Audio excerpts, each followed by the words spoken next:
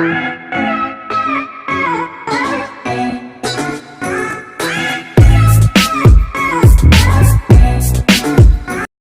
you all. So, what we are going to do today, that is the type of reaction which we did earlier in the previous videos also. Now we will go further with the chemical properties of haloalkanes, and now we will do the second chemical property of haloalkane, that is elimination reaction. तो यहाँ पर हम बात करेंगे elimination reaction की। तो पहली reaction हमने कौन सी की थी, अगर आपको याद हो तो first reaction was substitution reaction, जिसमें हमने सब्स्टिट्यूशन रिएक्शन की थी। ठीक है, तो अब हम दूसरा कर रहे हैं, that is elimination reaction. Elimination reaction हम कैसे करेंगे, हम क्या करेंगे, हम एक हेलोएल्केन लेंगे CH3CH2Br यानी ब्रोमोइथेन, एक हेलोएल्केन लिया, इसकी अल्कोहलिक KOH के साथ रिएक्शन कराएंगे। जब हम अल्कोहलिक KOH के साथ इसकी रिएक्शन कराते हैं, तब आप एक चीज याद रखिएगा, हमने फर्स्ट ईयर में पढ़ा था one thing, that is beta elimination. तो बीटा एलिमिनेशन अगर आपको याद ना हो तो मैं आपको बता दे रहा हूं, CH3CH2Br, सपोज ये हमने एक हेलोएल्केन लिया CH3CH2Br, जिस कार्बन एटम पर फंक्शनल ग्रुप लगा होता है उसे हम अल्फा कार्बन एटम कहते हैं, और उससे नेक्स्ट वाला जो कार्बन एटम होता है उसे हम बीटा कार्बन एटम कहते हैं। ठीक है, तो this one is alpha carbon atom in it and this one is beta carbon atom. तो होगा क्या बीटा एलिमिनेशन में, Br will be removed from alpha atom and one H will be removed from beta।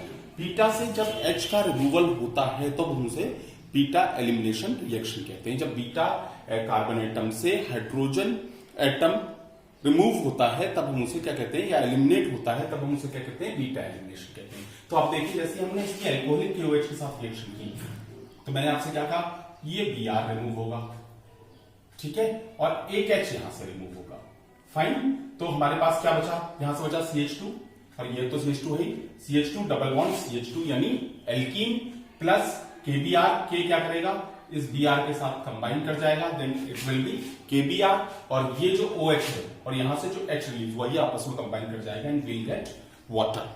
This is what अगर हम कर रहे हैं जब बीटा एटम हमारे पास था सिंगल। कुछ कंपाउंड्स ऐसे होंगे, यानी 2 डिग्री कंपाउंड्स की जब हम बात करते हैं, जैसे जब हमारा हेलोएल्केन कैसा होगा, 2 सेकेंडरी होगा या फिर 2 डिग्री होगा, तब क्या होगा, हमारे पास बीटा 2 होंगे। वन इज, देखिए आप इसमें देखिए, जब हमने ये लिया CH3CH2CH3, तो Br यहां पर लगाए, तो ये जो अल्फा कार्बन एटम है इसके पास 2 बीटा है, एक ये वाला और एक ये वाला, तो इसमें दोनों से रिमूवल हो सकता है, इस बीटा एटम से भी रिमूवल हो सकता है और इस बीटा एटम से भी। हमने इसको क्या मान लिया, बीटा 1, और इसको हमने मान लिया बीटा 2। जैसे ही मैं इसकी अल्कोहलिक KOH के साथ रिएक्शन करूंगा, रिएक्शन सेम होगी, लेकिन एक बार हम क्या करेंगे, बीटा 1 को रिमूव करेंगे, दूसरी बार हम बीटा 2 को रिमूव करेंगे। जैसे ही हम बीटा 1 को रिमूव करेंगे तो एक H हमारा यहां से रिमूव होगा, Br ये तो हटेगा ही हटेगा, तो हमारे पास कंपाउंड क्या आएगा, CH3CH2CH double bond CH2। Clear, ये आ गया कंपाउंड। जब हम बीटा 2 को एलिमिनेट करेंगे, बीटा 2 को जब हम एलिमिनेट करेंगे तब हम क्या करेंगे, देखिएगा फिर से, जब बीटा 2 को एलिमिनेट करोगे तो आप यहां से एक H जाएगा, ये Br जाएगा। जब यहां से H गया तो हमारे पास क्या आएगा, CH3CH डबल बॉन्ड CH, और दिस इज CH3। अब ये जो रूल है, यानी कौन सा रूल, जब हमारे पास क्या हो, 2 बीटा एटम हो और उसमें हम एलिमिनेशन कर रहे हो, तो बीटा एलिमिनेशन जो जिस रूल से होता है उसे हम क्या कहते हैं, सेट-सेफ रूल कहते हैं। तो this rule is known as Saytzeff rule. Clear हो गई बात। आप एक क्वेश्चन अराइज होता है, बहुत अच्छा क्वेश्चन है, कई बार आपके CBSE बोर्ड एग्जामिनेशन में पूछा गया है।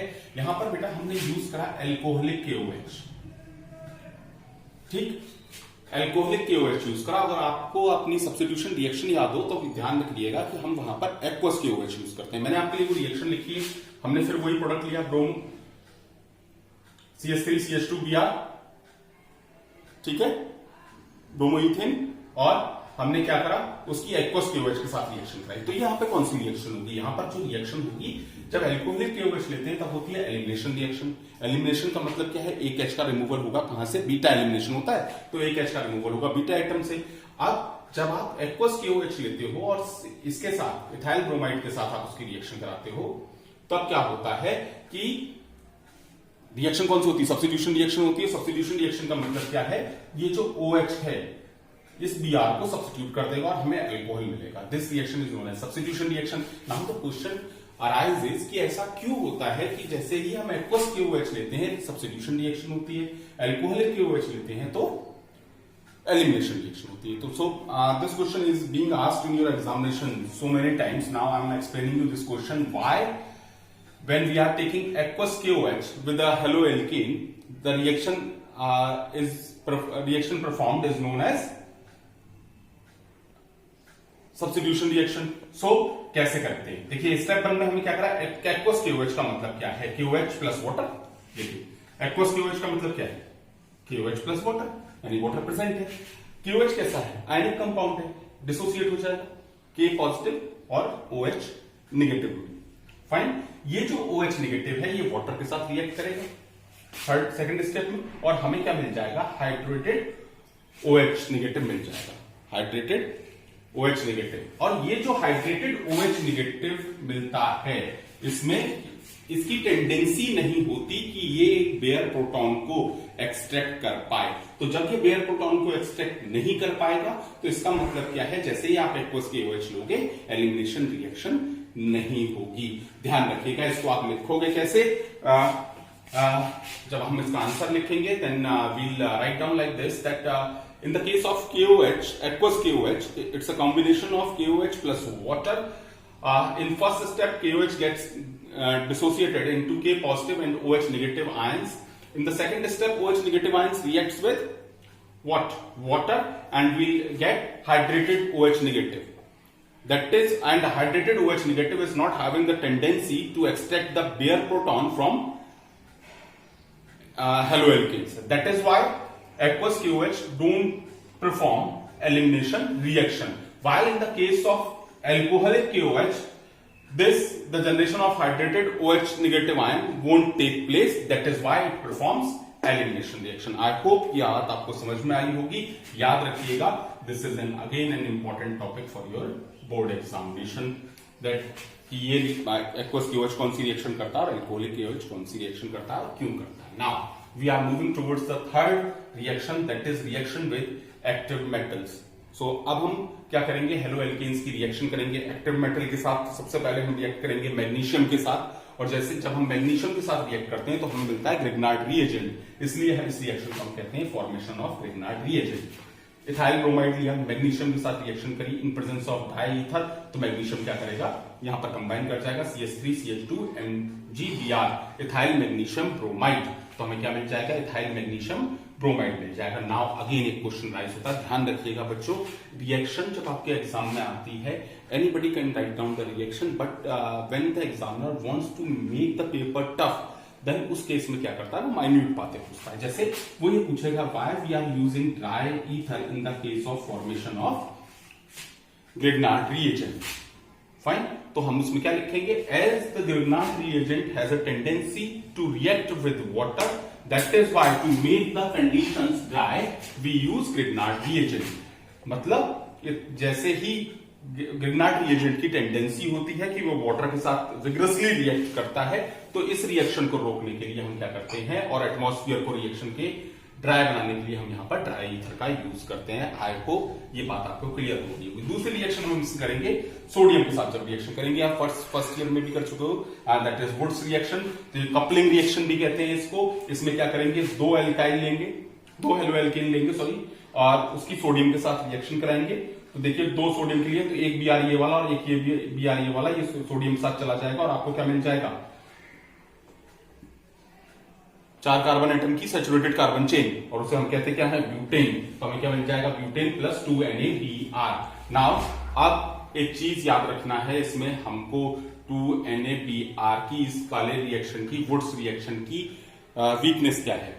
तो हम इसमें वुड्स रिएक्शन की वीकनेस में हम ये कहते हैं, the weakness of Wurtz reaction is that by this reaction you can't prepare unsymmetrical alkanes.